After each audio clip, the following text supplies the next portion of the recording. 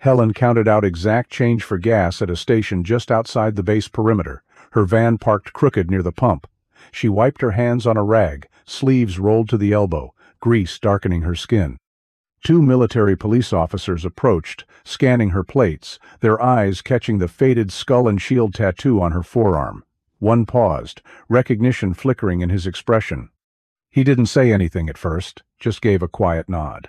The other officer followed suit, a silent gesture between those who know the weight of certain marks. Helen tucked her rag away and glanced back at her van.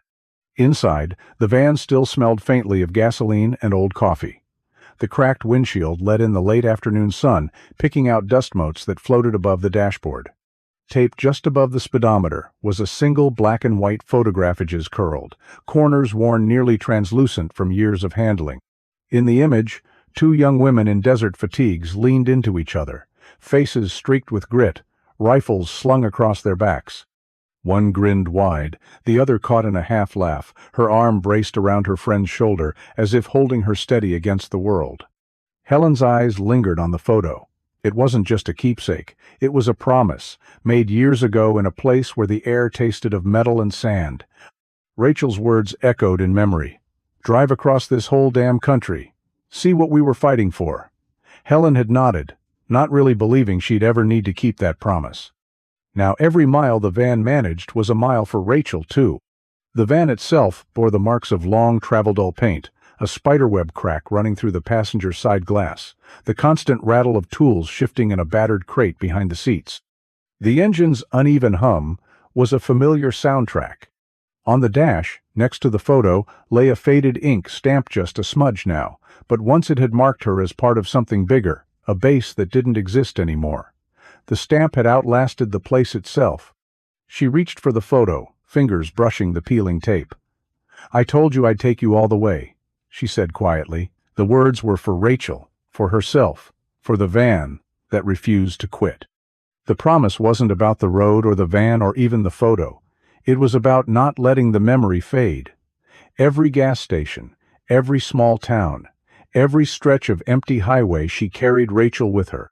There wasn't much else inside. A few scattered tools, a folded wool blanket, and a faint coffee stain on the passenger seat. The van didn't need more. It held what mattered: the photo, the memory, the ongoing journey, the rest food, maps, the odd receipt came and went. What stayed was the sense that she was still moving forward, still trying to see the country as Rachel had wanted. Helen steered the van back onto the road.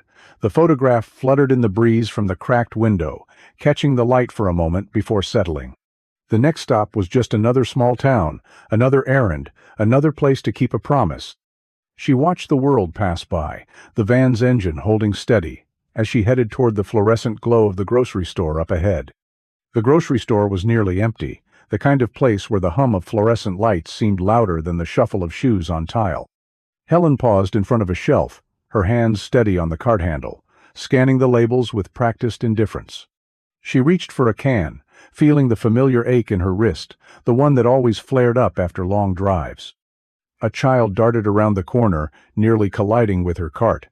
He bounced off, laughing, but his mother's grip was swift and sharp as she pulled him away. The woman's eyes flicked over Helen's clothes-frayed flannel, boots streaked with dust, sleeves rolled high despite the chill.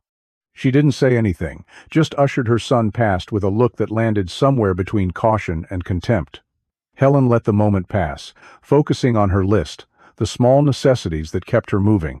She made her way to the checkout, the cart's wheels squeaking as she lined up behind a display of bruised apples. The cashier, Mitch, looked up briefly before returning to his scanner, his motions mechanical. He rang up her few item-scanned soup, coffee, a loaf of bread without comment. Helen slid her hand across the counter to pay, and as she did, her sleeve hitched up just enough to reveal the edge of the skull and shield tattoo on her forearm. Mitch's hand hesitated mid-motion, his eyes dropped to the tattoo, then back to Helen's face. The recognition was immediate, though he said nothing at first. Instead, his posture changed, shoulders straightening, gaze sharpening.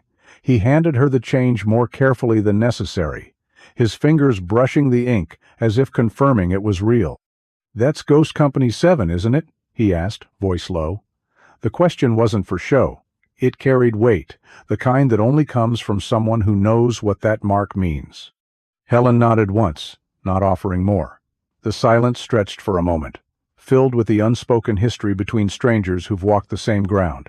Mitch's expression softened. "My brother served with them. Said they were the real deal." She took her bag, the cans knocking softly together. "He make it back?" He shook his head. "Not all of him, but he always talked about the ones who did." Helen held his gaze for a second longer, then turned toward the exit. The automatic doors opened, letting in a brief gust of cold air. In the glass reflection, she caught Mitch raising a hand in acknowledgement. Not a wave, not a salute, just a quiet sign of respect. Outside, she maneuvered around a car parked too close, groceries balanced in one arm. The tattoo, half hidden now, tingled under her sleeve. For a moment, the world felt smaller, the distance between past and present shrinking to a single, silent exchange. She slid behind the wheel, set the bag on the passenger seat, and rested her hand on the steering wheel. The mark on her arm, the one that sparked recognition, faded into shadow as she started the engine and pulled away. The road ahead was just another stretch, but something about the encounter lingered, settling in alongside the hum of the tires and the weight of old promises. Helen settled into the corner booth, shoulders hunched against the chill of the diner's air conditioning.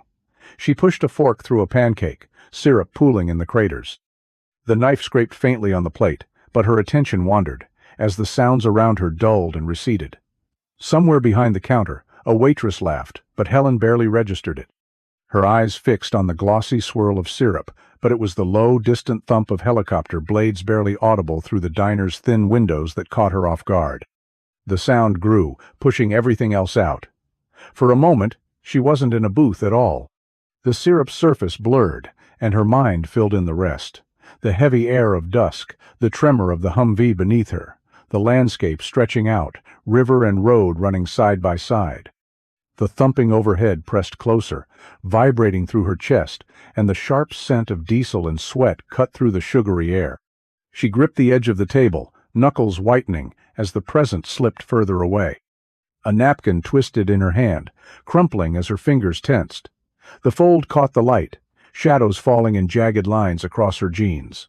For an instant, the napkin's creases mapped out the foothills she'd traced 1,000 times, the terrain where everything had changed. Rachel's voice surfaced clear, insistent, not muffled by memory but sharp as radio static. "If I don't make it, drive across this whole damn country." The words landed with the same weight they'd carried that night, when Rachel had pressed the map into her hands and made her promise. The clatter of a coffee cup snapped her back. The waitress refilled Helen's mug, the stream of coffee hissing against the ceramic. Helen blinked, forcing herself to see the diner again. Faded linoleum, chipped mugs, a toddler fussing 2 booths down. She let out a slow breath, willing her hands to steady, folding the napkin and smoothing it flat. The helicopter's echo faded, replaced by the mundane hum of the diner. She pressed her palm to her thigh, grounding herself in the present. Helen left cash on the table, enough to cover the meal, and a silent request for space. The bell over the door chimed as she stepped into the parking lot, sunlight harsh on the asphalt. She paused beside her van, letting the heat and the ordinary noise of traffic anchor her. The memories lingered, but she knew the road ahead still waited. She glanced at the photo taped to her dashboard before starting the engine. Rachel's grin looked back, a reminder of the promise she was still trying to keep on state at a time. Every mile an answer to the words she couldn't forget. Helen wiped her hands on her jeans and headed out, the next stop already forming in her mind, the sound of old rotor blades fading behind her as she drove on. Helen's next stop was a truck stop just past the county line. She moved through the fluorescent-lit bathroom, shoulders stiff, eyes catching her own reflection in the scratched mirror. She turned on the faucet, letting the water run over her hands, then splashed some on her face. The fatigue showed in the lines around her eyes, the sunburn flaking at her hairline. She dried her hands with a paper towel, then paused, watching as a bead of water traced the tattoo on her right forearm. The black skull inside a silver shield, twin rifles and Wings Ghost Company 7's insignia stood out sharply against her skin. As the water slid lower, it revealed details usually hidden under her rolled sleeves. A date inked beneath the shield, the kind of number that meant nothing to most, but everything to those who'd been there. The script curled along the inside of her arm, not coordinates this time, but a single word: Kestrel.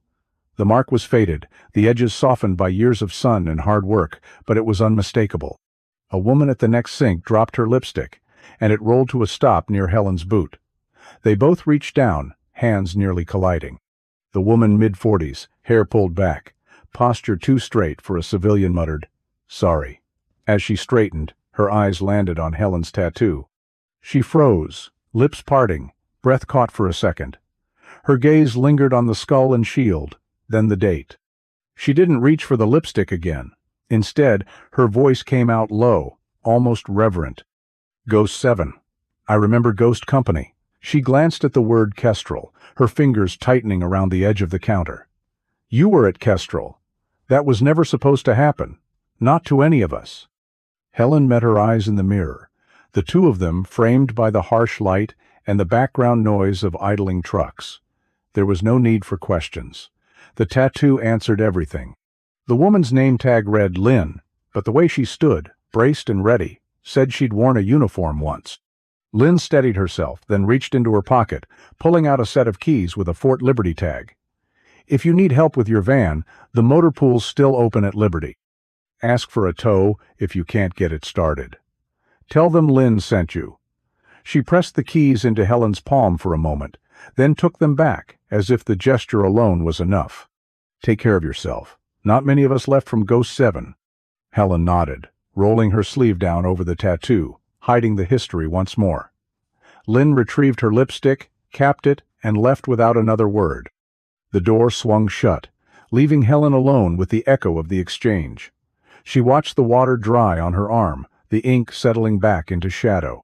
She stepped outside into the fading light, the air thick with diesel and the sound of distant engines. The tattoo, now hidden, still burned beneath her sleeve, a reminder of promises kept, of memories that refused to fade.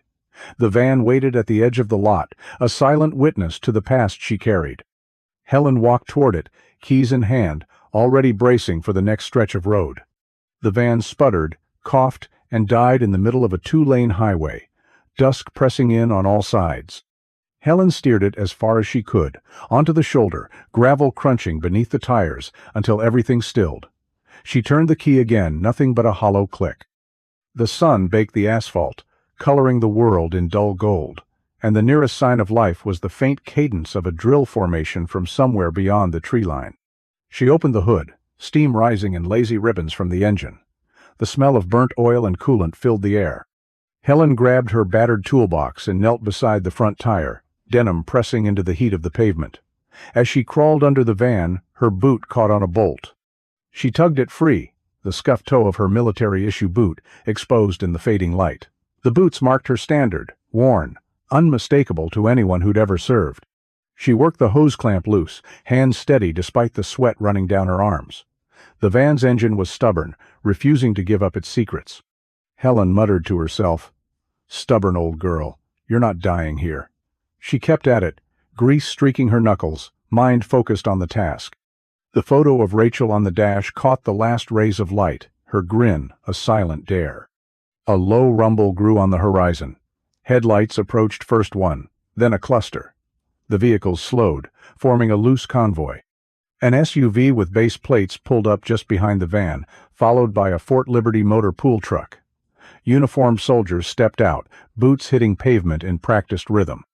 A lieutenant, sleeves rolled, crossed to the van and stopped short when he spotted Helen's boots and the ink on her forearm. Ghost Company 7's skull and shield, half hidden beneath sweat and dust.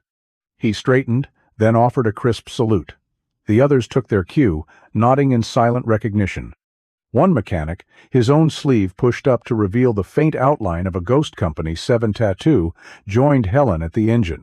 He didn't say much, just set his toolbox beside hers and got to work, hands moving with the ease of someone who'd fixed more than a few engines under pressure. "You were with Ghost 7 at Kestrel?" the mechanic asked quietly, glancing at her tattoo. Helen nodded. "We did what we could." He gave a short, respectful nod and turned back to the engine. The others stood by, offering water, a flashlight, and the kind of quiet camaraderie that needed no explanation. The lieutenant radioed back to the base for a part. Within minutes, the mechanic had the van running again, the engine settling into a low, familiar hum. Helen wiped her hands on a rag and accepted a cup of coffee from one of the soldiers. The convoy lingered, sharing a few words, then began to disperse. The sun slipped below the horizon, headlights flickering to life as the last truck pulled away.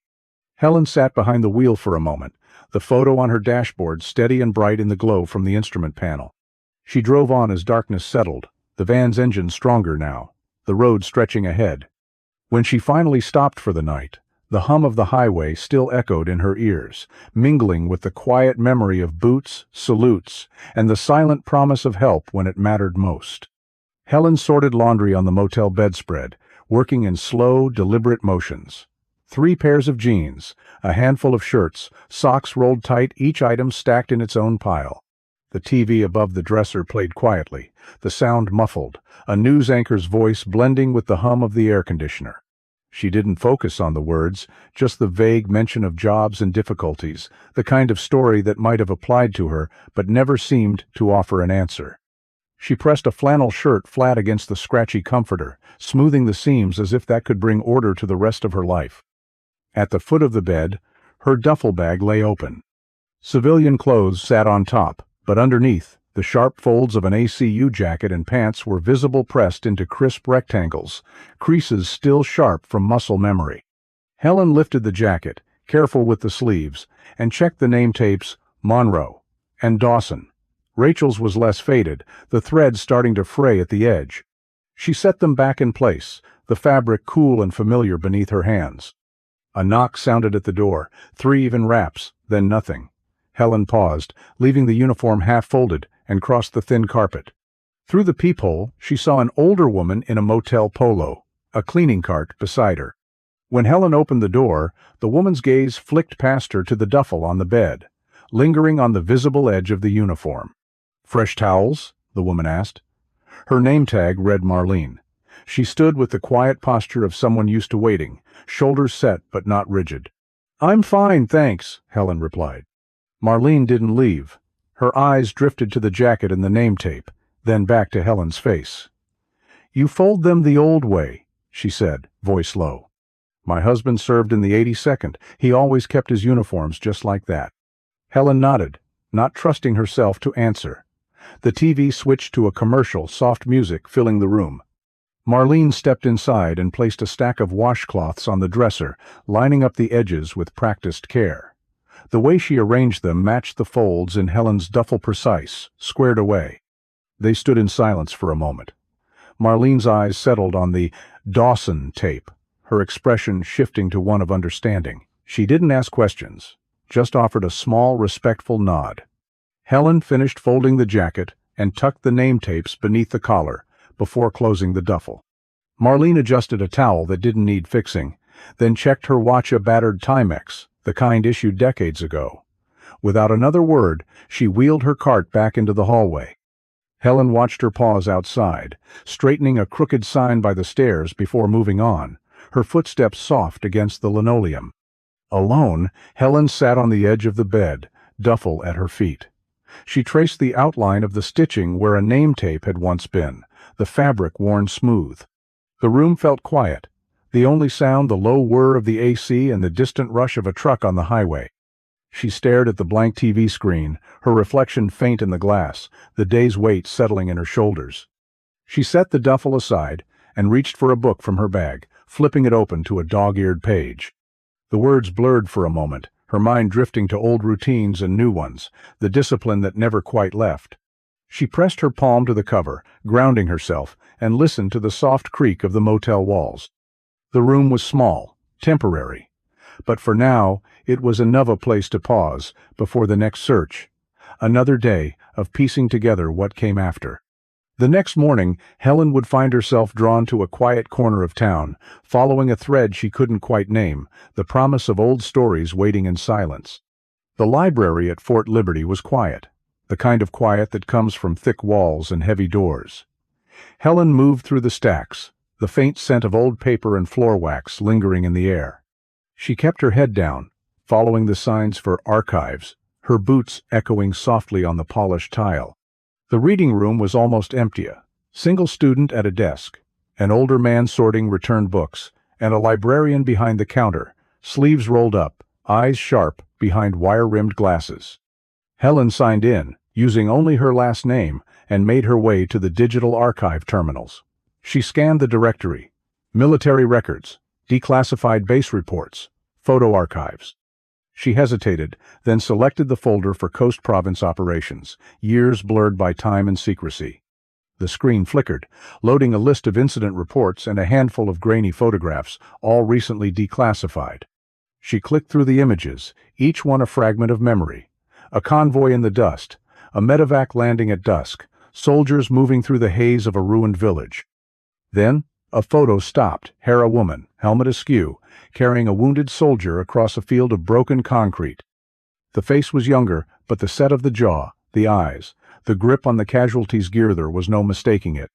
It was her, caught in the middle of a rescue she barely remembered, the chaos of that day reduced to a black and white blur. Helen sat back, letting the details settle.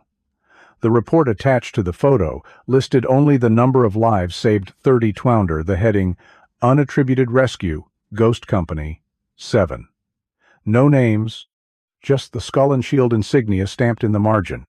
The official record didn't mention the unit by name, only that the operation was classified and the personnel involved were non-standard assets. It was more acknowledgement than she'd ever expected. The librarian approached, glancing at the screen. He didn't ask questions, just studied the image for a long moment. "I helped clear some of these files," he said quietly, voice low enough not to carry. "Your unit saved 32, lives here. Most never knew who to thank."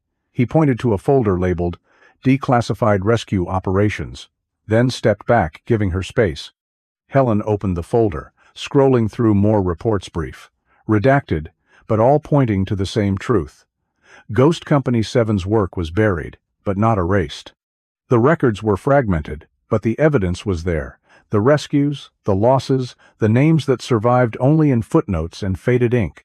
The tattoo on her arm, once a secret, was now a key to a history slowly surfacing. She printed a copy of the photo, folding it carefully and tucking it into her jacket pocket. The librarian nodded as she passed the desk, a silent gesture of respect. Helen paused at the exit, the weight of the archive's silence pressing in. Outside, the air felt sharper, the world a little brighter for having found proof that her story and Rachel's would not be lost.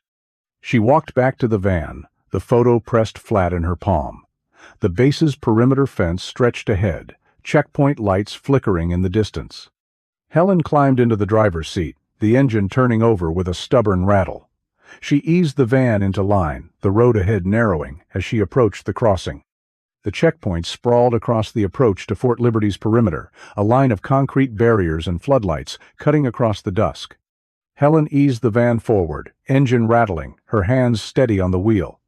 The MP in the booth wore crisp fatigues, jaw set, eyes tracking every movement. He motioned for her to stop, then stepped closer, boots scuffing the pavement. Helen rolled down her window, the van's tired frame groaning in protest.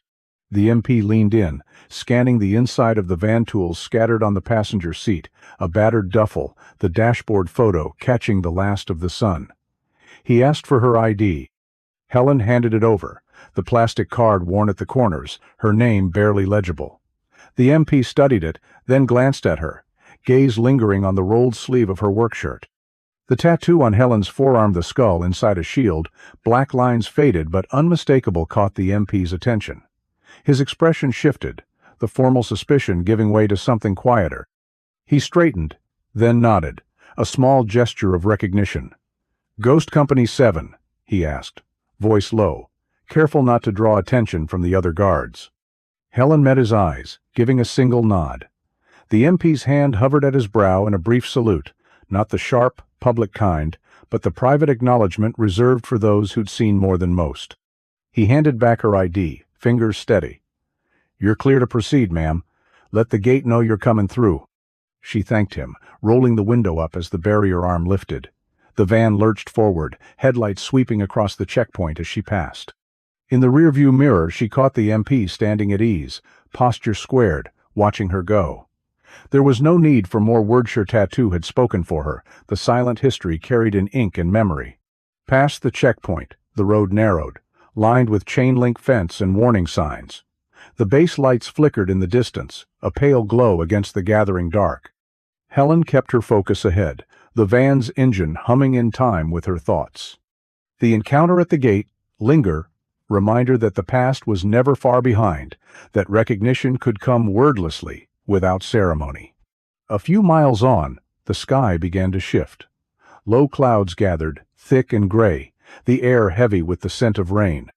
Helen drove on, the van's wipers twitching against the windshield as the first drops hit the glass.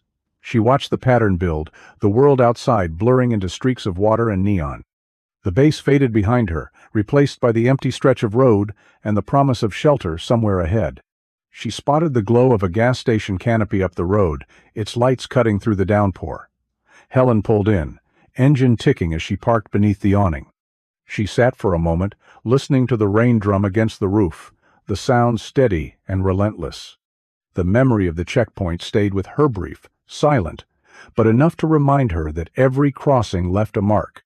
She gathered her jacket, bracing herself for the dash inside, the rain already soaking the pavement in uneven pools. The world outside the van was different now, washed clean by the storm, every surface shining in the artificial light. Helen stepped out, letting the rain find her, the weight of the past settling into the rhythm of the present. Rain hammered the gas station canopy, turning the lot into a slick, shining stage. Helen moved through the downpour, jacket clinging to her arms, water soaking the faded fabric. The pattern once, sharp digital camouflage, blurred into dark, irregular patches as the rain pressed it flat. She shook out her sleeves, watching the beads collect and roll down in uneven lines, tracing familiar paths across her forearms. The gas station sat just outside the perimeter fence, its lights reflecting off puddles scattered across the concrete.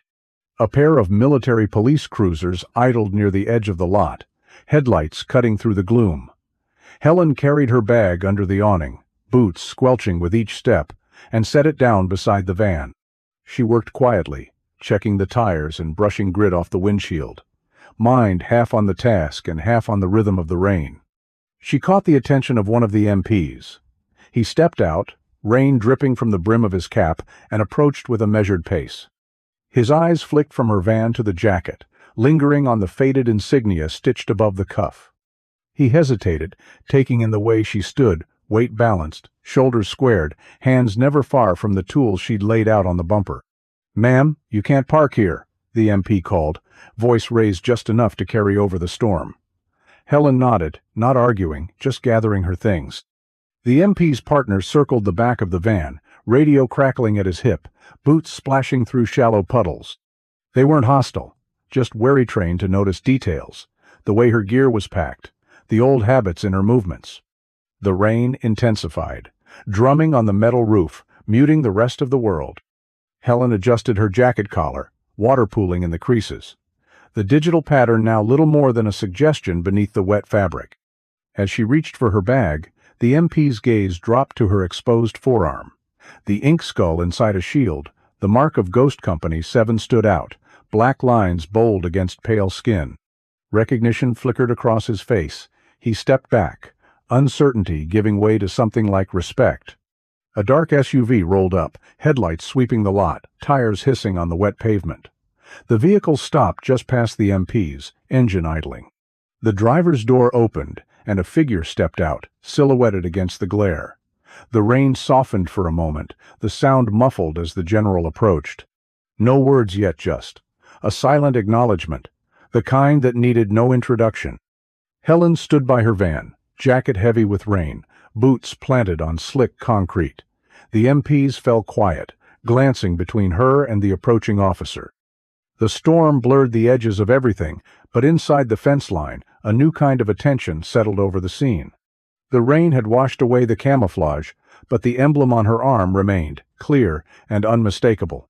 She tightened her grip on her bag, the weight familiar, and looked up as the general's footsteps slowed beside her. The fence stretched away behind them, chain link gleaming under the floodlights, the boundary between the road and the base drawn sharp by weather and memory. General Marcus Hayward stepped out of the SUV, rain beating on his shoulders, the 4 stars on his collar catching the gas station lights. The MPs fell silent, boots rooted, unsure if they should stand at attention or step aside. Hayward's gaze skipped past them, settling on Helen with a familiarity that bypassed protocol.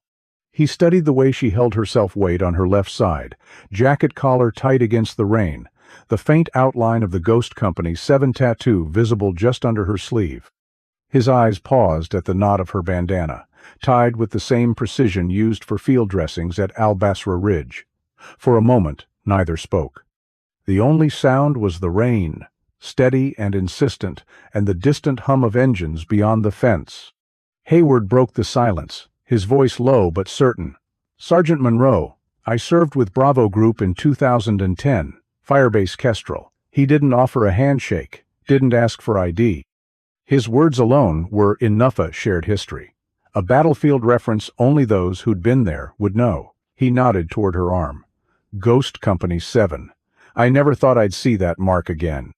Helen let her sleeve fall, but didn't hide the tattoo. She nodded back, the gesture small but resolute. "We pulled men from the barracks after it collapsed, covered the exits until the medics got through." Her words were simple, stripped of drama, but the memory behind them pressed close. The MPs exchanged glances, confusion giving way to a dawning respect, as they recognized something passing between the two that wasn't in any manual. Hayward's expression softened. He raised his hand in a salute, the motion deliberate, cutting the air cleanly. The MPs followed, their salutes less practiced, but the intent clear. The general held his salute for a long moment, the rain blurring the edge of his sleeve. When he lowered his hand, Hayward addressed the MPs without looking away from Helen. "Sergeant Monroe's credentials are her history. She's earned her place here." He turned back to Helen, voice quieter. "You have somewhere to be on base?" Helen shook her head. "Just passing through. Thought I'd pay respects, if that's allowed." Hayward gestured toward the SUV. "I'll escort you in. There are people who should hear your story." He paused, then added, "Ghost Company 7 did more than anyone will ever know. I'd like the next generation to understand that." Helen hesitated, then nodded. She moved toward the SUV, the MPs stepping aside without another word. Hayward opened the door for her, his gesture steady and unhurried. As she climbed in, he tapped twice on his own wrist, right where her tattoo rested. Helen returned the gesture, 2 fingers pressed to the bandana at her throat, a silent acknowledgement. Old code passed between survivors. The general closed the door, the sound muffled by rain. The van and the gas station faded behind them as the SUV pulled away, headlights sweeping over wet pavement. Helen watched the reflection of the fence line slip by, the base lights growing distant.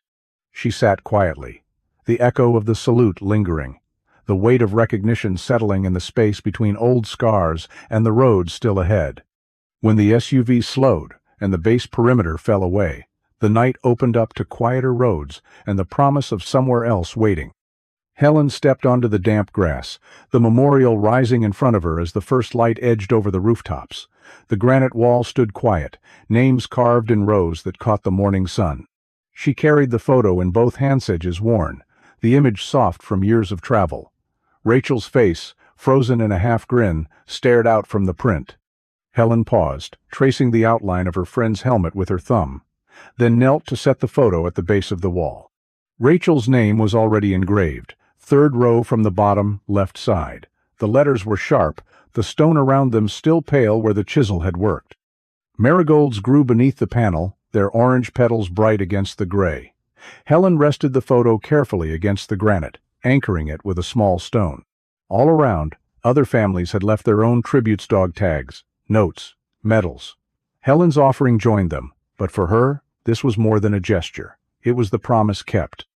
A caretaker moved quietly nearby, folding a flag with practiced hands. He wore a plain jacket, hair clipped short, his movements deliberate.